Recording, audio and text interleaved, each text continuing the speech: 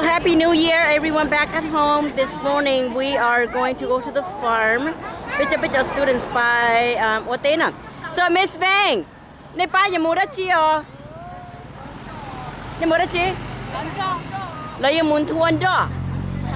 Họ bé ba bao nhiêu bé ba mua đất chi à? Bé mua lúa tế gì nè? Này họ bao nhiêu lời đại tế nè? Okay, more here con không có lý thế nào? But they have no claim in it. And that group is going somewhere else.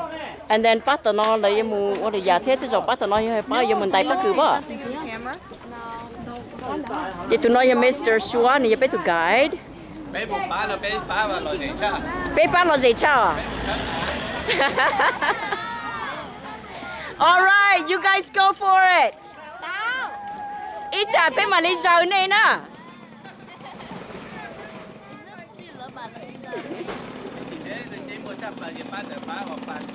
Oh, vậy mà chỉ là ba nó nè. Ba nó ba chỉ cả chim hoa.